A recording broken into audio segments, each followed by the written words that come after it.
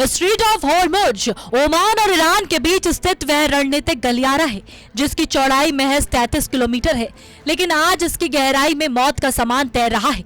विशेषज्ञों का मानना है कि इस इलाके में बिछी समुद्री माइंस ने इसे दुनिया का सबसे खतरनाक चौक पॉइंट बना दिया है। यहां से गुजरने वाले विशालकाय तेल टैंकरों के लिए हर समुद्री मील एक अग्नि परीक्षा जैसा है। खतरा किसी मिसाइल या ड्रोन से नहीं, बल्कि उन साइलेंट किलर्स से है जो पानी की सतह के नीचे स्थिर या बहती अवस्था में मौजूद है। यदि एक भी टैंकर इन माइंस की चपेट में आता है तो न केवल पर्यावरण को भारी नुकसान होगा, बल्कि वैश्विक तेल आपूर्ति की चेन पूरी तरह ध्वस्त हो जाएगी। ये तनाव सिर्फ दो देशों का नहीं, बल्कि हर उस रसोई और कारखाने का है जो ऊर्जा के लिए इस रूट पर निर्भर है। जहाजों पर मंडरा रहा संकट, तेल रूट पर खतरा, खुद बिछाया जाल। ईरान ने दशकों से अपनी रक्षा नीति के तहत हॉर्मुज में हजारों की संख्या में समुद्री माइंस तैनात की हैं। ईरान का तर्क रहा है कि यह विदेशी ताकतों के हस्तक्षेप को रोकने का उसका संप्रभु अधिकार है, लेकिन कूटनीतिक हालकों में अब यह चर्चा तेज है कि ईरान का यह सुरक्षा कवच अब उसके अपने ही नियंत्रण से बाहर होता जा रहा है। समस्या की जड़ यह है कि इसमें से कोई माइंस पुरानी तकनीक की है तो तेज समुद्री धारकों के कारण अपने मूल लोकेशन से भटक चुकी है। सबसे बड़ा तकनीकी संकट यह है कि ईरान के पास भी अब इन भटकी हुई माइंस का सटीक डेटा या मैप मौजूद नहीं है। यानी जिस जाल को दुश्मनों को रोकने के लिए बिछाया गया था, वह अब ईरान के अपने व्यापारिक जहाजों और मित्र देशों की सुरक्षा के लिए भी एक अबुझ पहेली बन गया है। लोकेशन का नहीं पता, समुद्र में भटकी माइंस, अमेरिका का दावा। पेंटागन और अमेरिकी नौसेना के रणनीतिकारों ने एक चौंकाने वाला दावा कर दिया है।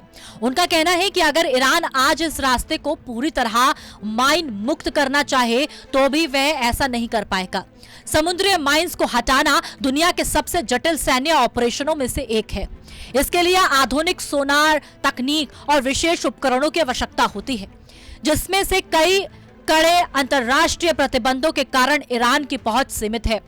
अमेरिका का तर्क है कि समुद्र के नीचे का इकोसिस्टम और बदलता तापमान इन माइंस को और भी संवेदनशील बना देता है, जिससे उन्हें डिफ्यूज करना किसी सुसाइड मिशन से कम नहीं है। ऐसे में सवाल उठता है कि क्या पश्चिमी देश इस बहाने हॉर्मुज में अपनी सैन्य उपस्थिति को और मजबूत करने का आधार तैयार कर रहे हैं। जहां एक तरफ पश्चिमी देश इसे ईरान की गैर जिम्मेदाराना सैन्य गतिविधि बता रहे हैं, वहीं तेहरान इसे अपनी क्षेत्रीय अखंडता की ढाल मानता है। ईरान का पक्ष स्पष्ट है कि अगर उस पर आर्थिक या सैन्य दबाव बनाया गया तो वह इस रास्ते को बंद करने की क्षमता रखता है।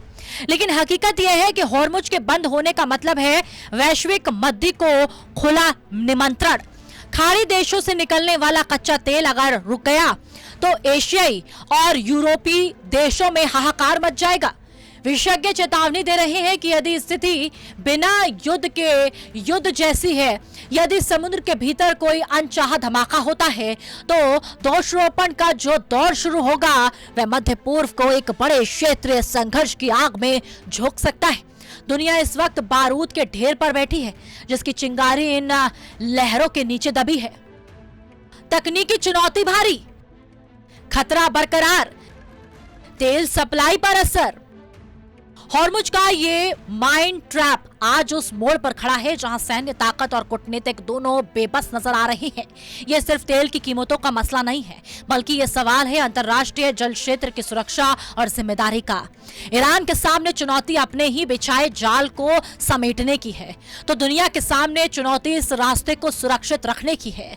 क्या बातचीत के जरिए समुद्री बारूद को निष्क्रिय किया जा सकेगा, या फिर कोई एक चूक पूरी दुनिया की अर्थव्यवस्था को डुबो देगी? फिलहाल हॉर्मुज की लहरें शांत जरूर हैं, लेकिन उनके नीचे छुपा खतरा लगातार बढ़ रहा है। अंतर्राष्ट्रीय समुदाय को अब यह तय करना होगा कि वह इस संकट का समाधान मेज पर चाहते हैं या समंदर के भीतर होने वाले किसी बड़े हादसे के बाद।